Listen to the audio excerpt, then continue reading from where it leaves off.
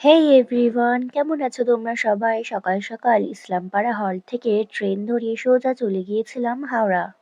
আর আমার কপাল যে এত ভালো, প্রায় বাস ধরার জন্য ১.৫ ঘন্টার উপরে লাইনে দাঁড়িয়ে থাকতে হয়েছিল। আর পেয়ে গেছিল এত জোরে খিদে, নেমেই আগে মিয়ামোর একটা স্যান্ডউইচ খেয়ে নিয়েছিলাম। তারপর আমি যেখানে যাব সেখানে কারেন্ট হবে না, এটা তো পসিবল নয় না। রিক্সা কাকাকে বলেছি যাবো এক জায়গায়, কাকু আমাকে নিয়ে চলে গিয়েছিল আর এক জায়গায়। যাই হোক, কাকা ৫ মিনিটের রাস্তা আমাকে ঘুরিয়ে ঘুরিয়ে প্রায় ১৫ মিনিটে গিয়ে নামালো। গিয়ে আমার বসতে দেরি নেই, দিদি কিন্তু ম্যাগি বানিয়ে আমাকে আগে খেতে দিয়ে দিয়েছিল। তারপর শুয়ে শুয়ে কিছুক্ষণ তুতুনের সাথে গল্প করছিলাম।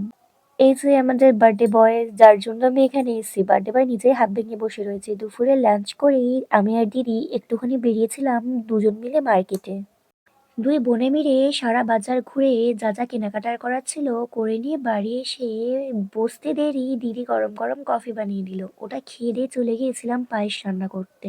তারপরে খেয়েছিলাম একটা প্যাটিস, আর এদিকে দুই মাসি আর বোনপো মিলে একটু বসে বসে গিটার প্র্যাকটিস করছিলাম। বার্থডে বলে কথা, কেক কাটিং হবে না, এটা তো পসিবল নয়। তারপর birthday boy birthday cake cut করলো, দিয়ে বসে পড়েছিলাম রাতে ডিনার করতে। ডিনারে ছিল হচ্ছে চিকেন বিরিয়ানি, ডিনার করে খেয়েছিলাম হচ্ছে আমি কেক।